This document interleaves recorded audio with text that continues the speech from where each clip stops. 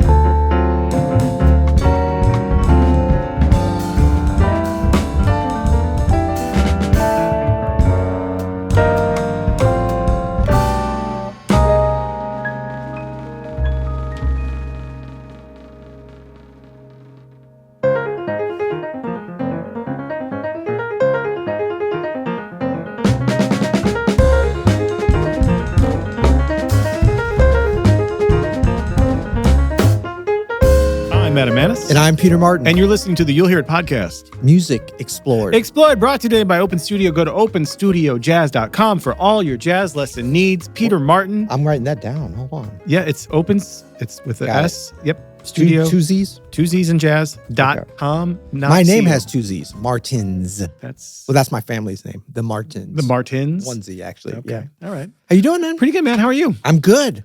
I'm feeling great.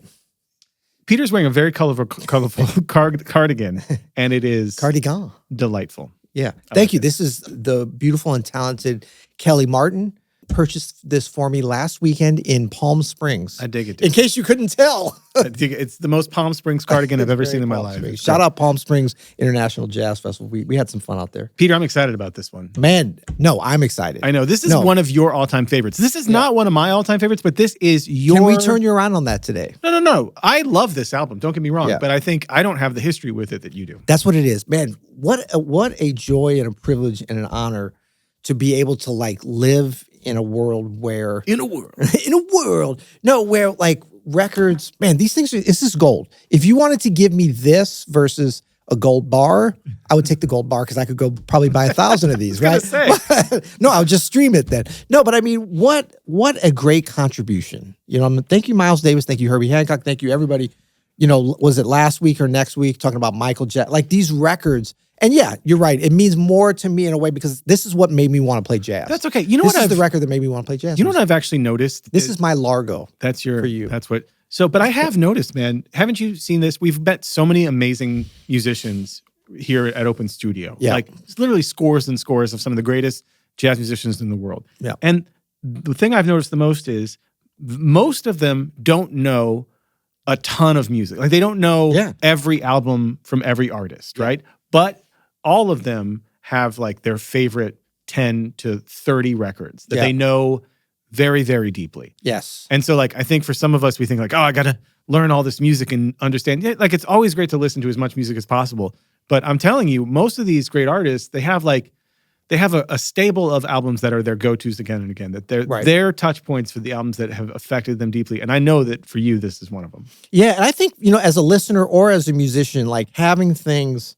And I mean, this is always what's great about having the LP in your hand because it kind of focuses you on what music is in here. Yeah. You have your phone or the iPad, it's you have infinite music, which is great, but there's something magical about when you talk that's your music. That's your exactly, record. exactly. And it's I have a relationship with this record, with the liner notes, which I actually don't think are great on this, but it doesn't matter because this is my connection with them. Accoutrements. Yeah. But yeah, so this is Miles Davis, My Funny Valentine. In concert from 1964, live at Lincoln Center, Yeah. what, was Philharmonic Hall, what it used to be called. Then it became Avery Fisher Hall. Now it's David Geffen. This was a very important concert. This was a really sort of an interesting place to kind of dive into Miles Davis's sort of like the juncture of his career then, because he was just starting with a new younger band. He kind of had these like big quintets. You've got, and I mean, look, there was different iterations of them, but you really look at the quintet with John Coltrane on saxophone, Red Garland, Paul Chambers, and Philly Joe Jones in the rhythm section. And then a little bit of an adjustment there to Wynton Kelly at the piano. And then, of course, there was, Hank Mobley, Sonny Rollins, different people, but it really was like the Coltrane quintet. Bill Evans on piano for a minute in there too, of course. But then you've got that from that first quintet with John Coltrane going to the next great quintet with Wayne Shorter. Yeah. And that's with the rhythm section of Herbie Hancock, Ron Carter, and Tony Williams. Which is not this. It's the rhythm section. It's Herbie, Ron, it's Tony. the kind of the beginnings, the transition. It's the beginnings of it. It's a live record. It was a benefit for voter registration in Mississippi and Louisiana. JFK was just assassinated a couple months before. It's 1964. The Civil Rights Act hadn't been passed yet. There was a lot of political upheaval in the country. Miles Davis famously, for a famous black artist at the time, was speaking out a lot of controversy. So like him doing this concert, there was a lot attached to it, And he's got this young quintet. Tony Williams was 18 years old when they made this. Amazing. Actually, I think he was actually 17. I put down 18. I know he started playing with Miles when he was 17. Herbie was just 23. Ron Carter was 26. And then George Coleman was kind of one of the saxophonists. There was Sam Rivers also after that, before it got to Wayne Shorter. But George Coleman just like, some people might say that this was the best improvising on this record was George Coleman. Doesn't get enough due. He crushes this album. He crushes he on sounds here. so good on this album. So it's a very, it's not really a band yet, but as we're going to hear, it sure as hell sounds like a band, I would say.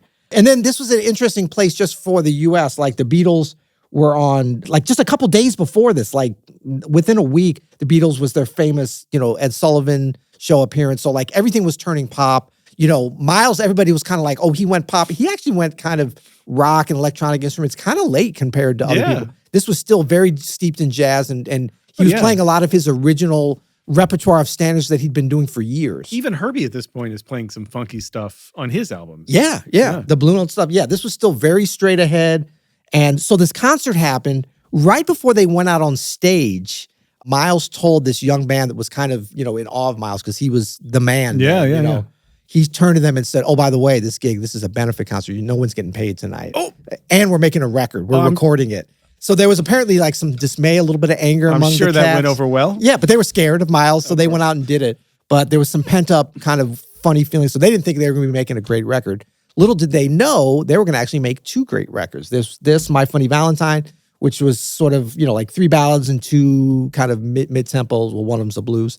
And then 4 and More, which was all the up-tempo stuff where they're just firing and really pushing the tempos. And I don't know, some people say they sounded angry because they weren't getting paid. I think that's reading a little much into it because you hear on this record. It's fun to imagine, though. I'm sure it was a little vibe. We've all been there before when it's like, hey, there's not pay, there's an honorarium. Do you feel honored? Yeah, no. I mean, sometimes that's the energy that is that comes out on stage, too. Yeah, exactly. So, 5 tracks, 3 ballads, 1 sort of medium tempo with all sort of standards, and then all blues. All blues on here is really interesting. We'll get to that a little bit because that, of course, famously was on Kind of Blue. Yeah. So that was sort of the modal part of this. So Miles is still playing around with, he's not like full in on like as big of a record as that would become Kind of Blue modality. Was all blues on Kind of Blue? Miles' greatest album? Up to that point, up until you heard this one. Okay. Yeah, I mean, it's a new direction, but it's just not crystallized yet, but it's such an exciting place to kind of listen to this group. They're super young. I think this record, and certainly this rhythm section, is the most, you talk about Herbie, Ron, and Tony. It's always like Prince, Michael Jordan, people who have one name, Sonny, Ron, one name. But what about 3 people that go by one name? Herbie, Ron, and Tony. Yeah, and Miles. And Miles. Well, yeah, of course, Miles. But I mean, this rhythm section, I think, was more and continues to be. This is the rhythm and of course, section, Herbie Hancock, Ron Carter's still with us. Amazing. Very much so, going strong. George Coleman's still with us. And he was the oldest guy in the group. So amazing. Let's listen to some music. How about the first track? So the first track, My Funny Valentine. It doesn't get any more standardy than this, but check this out.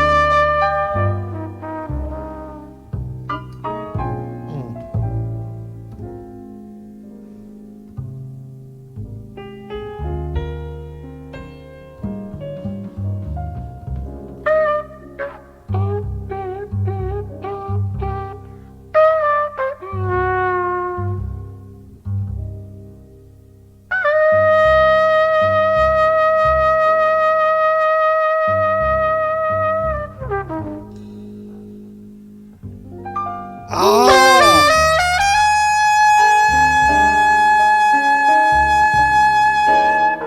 It's amazing, man. I was listening to this yesterday in preparation for today's episode, and I was like, oh, I know why Peter loves this album more than any other Miles Davis album. This might be, and here's my hot take. Yeah. This might be the best recorded Herbie Hancock ever. This might be Herbie's best ever performance on record. And that is saying a lot. You mean his playing or the quality of the piano? The playing. I mean, both. The quality of the sound is great. Although I do have some quibble bits about the sound quality. But Herbie's playing on here is so swinging, so Herbie. It's so pristine. He's so free with his ideas. It's better than the Plug Nickel, his playing here. It's better than a lot of his solo albums that he made, I think. Yeah. Listening to it yesterday, I was like, this might be peak Herbie, especially of this era. Like, he's done so many great things over the years, and I love everything he does. But this playing on here might be the best of the 60s. And it's interesting I mean, I've always kind of shied away from saying that. It's kind of my favorite in a way. And I feel like I haven't grown enough because it's just so early for him, even for the Miles period. So it's kind of like he did progress past this, but there's a restraint. For sure. Yeah. But there's something there's about a clarity. And like you can tell he's kind of nervous. And we're going to hear like a little bit of interview where he talks about, like, he's not nervous. He's a little unsure. Like he's like all of them are. Like Ron steps in, but there's a tenderness. There's like a gentle vulnerability, a gentleness between Tony. I mean, 17 years old. Come on, man. I think for Herbie, he's 23 here. Yeah. Miles is 38. I think they're in this point of their mentor-mentee relationship where Herbie's sort of like coming out of the clouds and starting to realize some things. Yeah. And he talks about it in his book. Yeah. And you can hear it on this album kind of happening in real time where you can hear Herbie sort of go to the next level of his playing. Right. And he becomes this player that he ends up being in the late 60s and 70s, which is just freer with himself. Yeah. And of course, I mean, like, there's stuff that he's doing now that eclipses this. Bro, I can hear that. Guy's playing more at 84 than any of us could ever hope to play. It was unbelievable. And so he'll probably look back to this, but I can tell you that this kind of playing on this whole record, hugely influential for our whole generation of pianists, like with just specific ways of approaching and it's very like crystallized and simple. And it's not really that simple, but compared to a lot of the things like you're talking about Plug Nickel, he started to learn what not to play in single, and like I was going, and that was just a year later. See, that sounds more. He sounds more nervous on that than he does here to me. Well, that was a kind of different thing. But check this out. So, My Funny Valentine. Now we might say, okay, this is 7 years apart, but this is how much, because this whole record is like tunes that Miles had been playing a lot for years with several different bands and stuff. Like he was known to recycle this repertoire all the way well past this Plug Nickel, all that stuff, all the way Sam Rivers, Wayne Shorter. But this is 1957. I think this is Red Garland. Yeah, definitely Red Garland. Yeah. It's like another era, right? Oh, it is another era. But it's only seven years apart. This is jazz. Yeah. But man, Herbie and them freed things up, man. I mean, this is killing. I love it. It's great. Yeah. But you're right, the freedom that was happening, the liberation that's happening in the... Now, okay, so I'm going to give you another one here. I'll do it in reverse order this time. This is Bill Evans, 1958, with Miles, Stella by Starlight, Paul Chambers with the bow. Really great intro. Yeah. And then check out Stella by Herbie Hancock, 1964.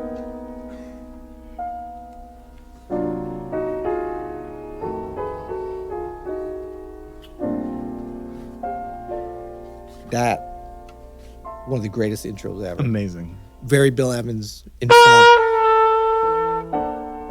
This is what I'm saying, man. This is Herbie at his best. This way of accompanying.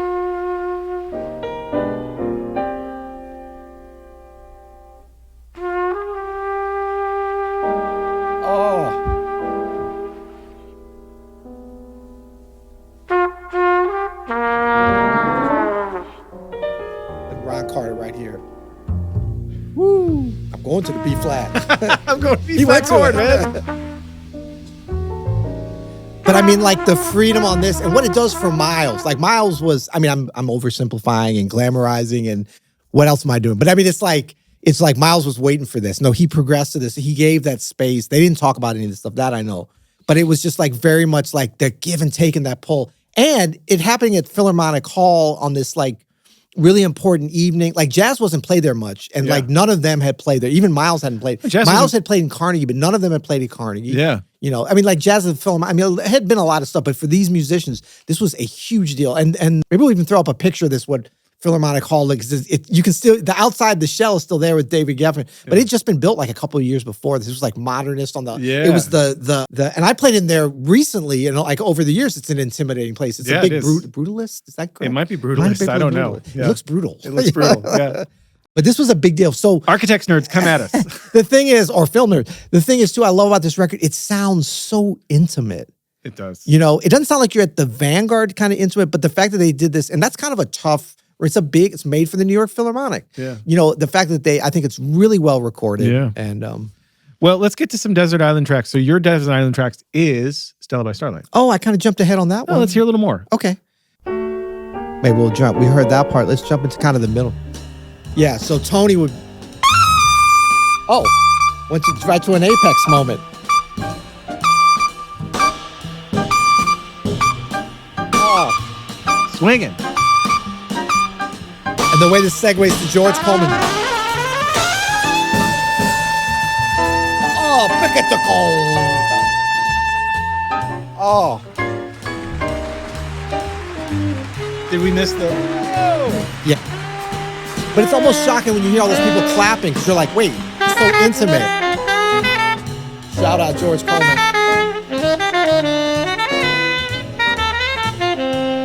Tony. Ron.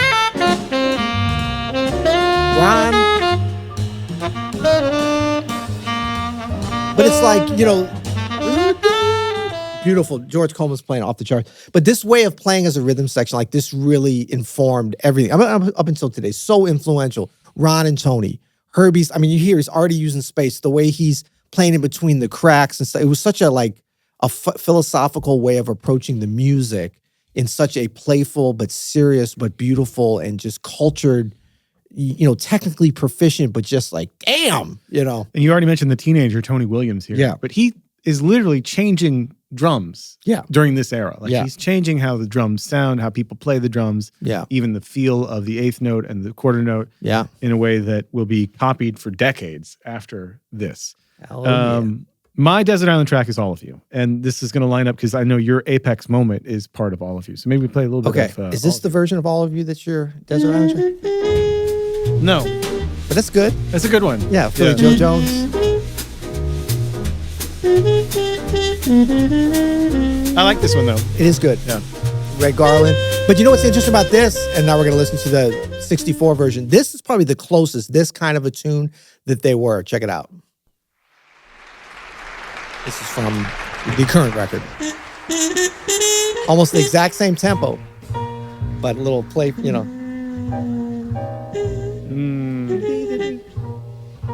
Octaves. Woo!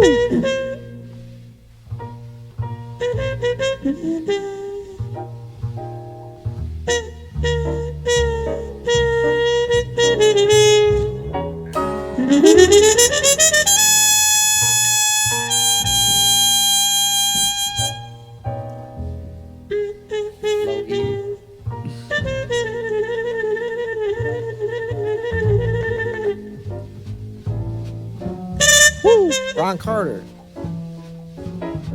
Hey. Herbs. Man.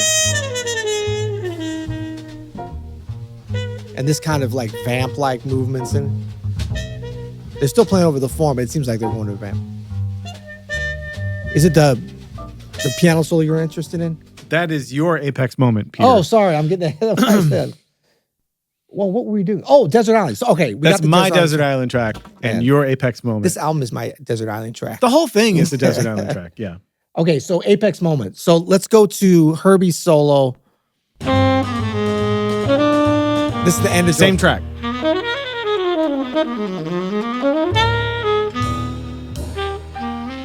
I love the way they overlap each other.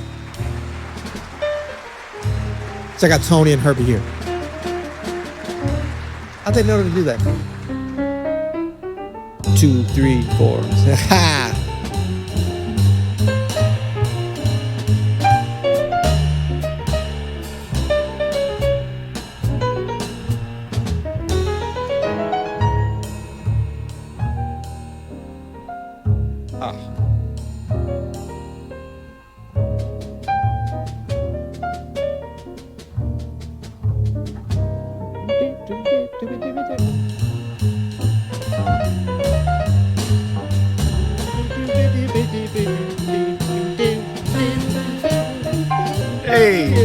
Louis.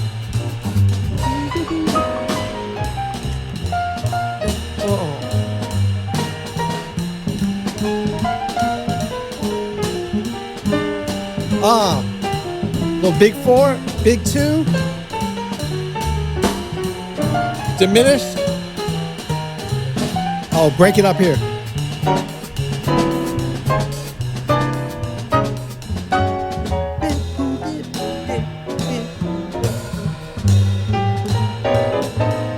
I'm telling you, man. Herbie was on it. Oh, man. And the freedom with which they're playing as the rhythm, like they're swinging, but then they break it up. They ain't scared of that. Now they're vamping. 2-5, 3-6-2-5-1. Yeah. Ever heard of it?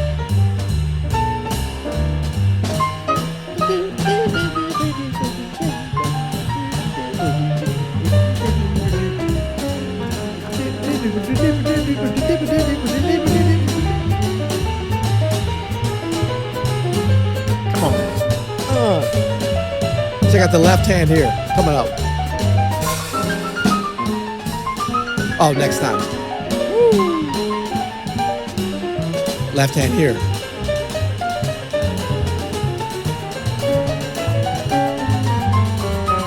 I gotta say, man, I think Herbie might have nicked some of your stuff. Well, yeah. I've heard this before. Yeah, man. Man, this stuff is like so. Yeah, this kind of playing, like a lot of my whole conception of playing jazz piano is based on this. It's really weird because Very- I have more than anything. I have heard you play almost exactly that kind of stuff. Yeah. And I was like, man, how did Herbie learn that from you way back then? That's I know. crazy. Okay. I was -7. Yeah, I mean, to me, amazing. like if there was one solo, I was like, okay, I can only use one as a reference. That's it. That's I mean, it. and It's- it's just crazy. It's an right? amazing solo. By the way, if there's any young pianists or beginner pianists you want to start transcribing, that's a great one to start with. Absolutely. My apex moment is the entire the entire beginning of I Thought About You. The way that Tony specifically comes in. Could you have that on your Yep. on your iPad? I there? thought about you. The beginning. It's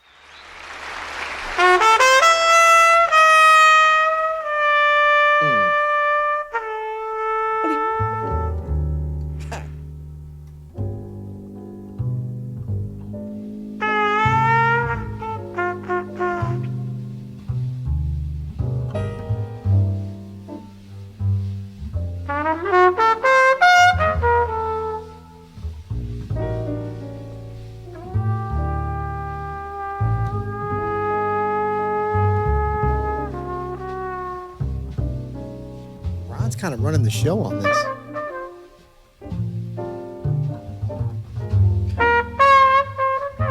the second chorus here is People.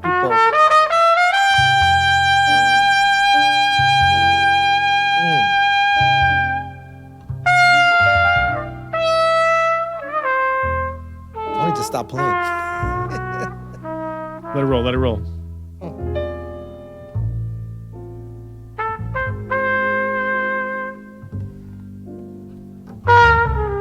Yeah, Ron is so solid on the bass throughout this. And you'll hear the rest of the band bounce off of him. Oh, I know what you're talking about. Ah! Nasty. Come on!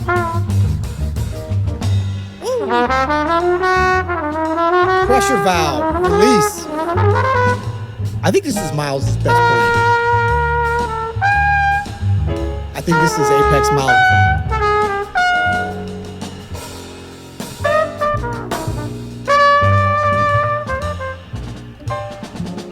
There's some good Herbie on this track as well. Herbie could gets Tony like be so straight ahead swinging on this track. Yes. Too.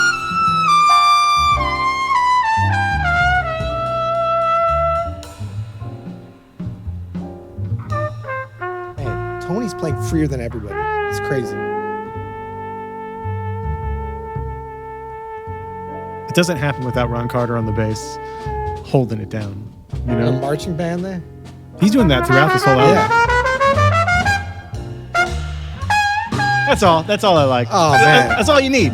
That's so good. Let's get into some more categories here. Let me Peter. just play it because you're talking about I Thought About Oh, You. yeah. This is some crazy. That's 1964. This is less than a year later. I Thought About You. Plug nickel. Yeah, play Okay. nickel. Wayne Shore. Like this, that's some progression. Ah.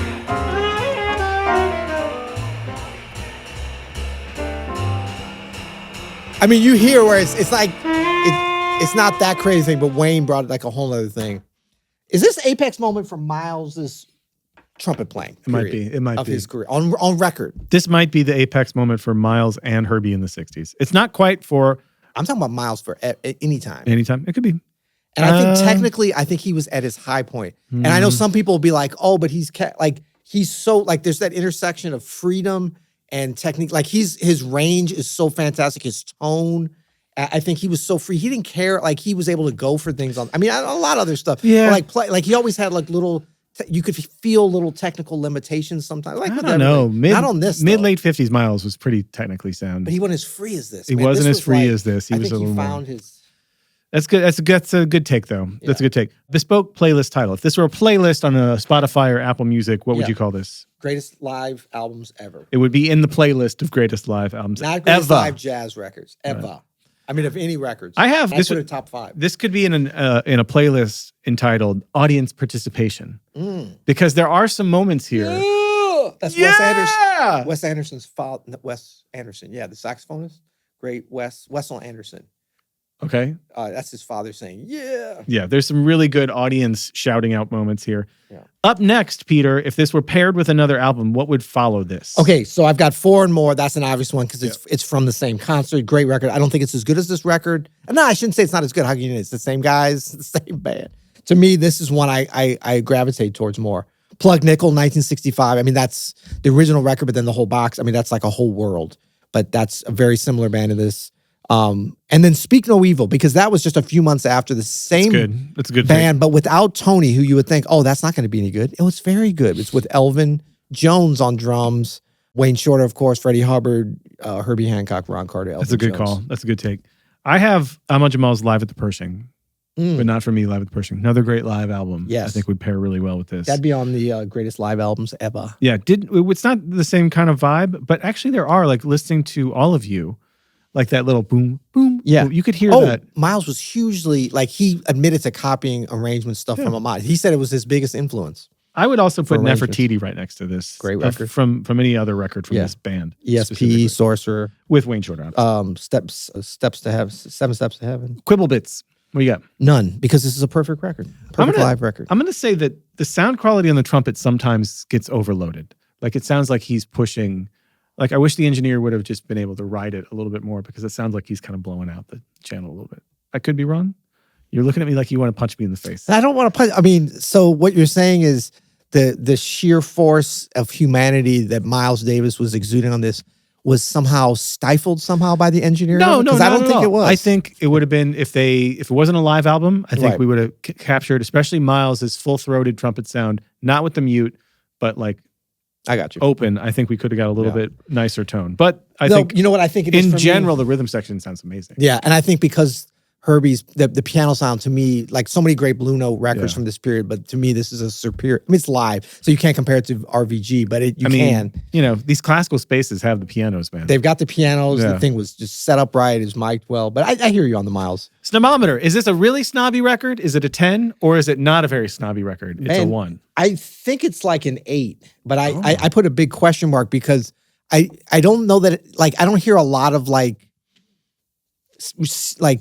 mean I think Plug Nickel, like when you talk about this rhythm section, that's when the people are like, oh, do you know, that's snobby, right? But then this one is not talked about, I don't think, enough for being up there for what I would say is a good candidate for the greatest Miles Davis playing, if not Herbie in the 60s. Ron Carter, I mean, come on. As many Tony, of the whole band. I mean, George Coleman, we already said he might have stolen this album. Yeah. So I mean, to me, that makes it snobby or not snobby. I don't even know. I feel like this is how would Aunt Linda feel about this? She wouldn't like it. It's a little too. I think it's a 7 for me. So it's not quite as snobby as something like Plug Nickel, which is very spacey. Yeah. Or, you know, because some snobs might be like, oh, they're doing all those same standards. They weren't hip until they were doing the originals. Agitation. Yeah, RJ. I think the standards help to draw it down a little bit into not as snobby for sure. Is it better than Kind of Blue? Yes. No. No. Well, you say yes. You know I what? say no. 50% of us are correct 100% of the time on that one. Yeah, I think it is. By better than, do I enjoy it more? Slightly. do. I love KLB. But I think, you know what it is? It's live. It's live, and it's like Miles is going for it. And to me, that's Miles that is most exciting. I agree. I think the rhythm section is probably a better performance. I think Miles might be better for me on Kind of Blue. And I think Coltrane and Cannonball had so much to Kind of Blue that it pushes it over the edge for me. Yeah. Apples and oranges. Accoutrements, album cover. I give it a 9, which is funny 9. because I never thought about this as this great album cover, but I think proportionately, like it's such a great picture of Miles because he was such a, the Dark Prince, wasn't that his nickname? Or I don't know if somebody called him that. But I mean, like Miles was an enigma for sure for a lot of people. I had the pleasure of meeting him. I actually played on concert opening for him one time. And so in 1990, and he was really kind and nice to me. He knew I was from St. Louis and had greetings and stuff. So but a lot of people he rubbed the wrong way, whatever, blah, blah, blah. But to me, this is kind of cool because it's like, it's a little bit in there. The suit, the color, the proportion, the font, it's great. We're going to go out. That's a nice suit.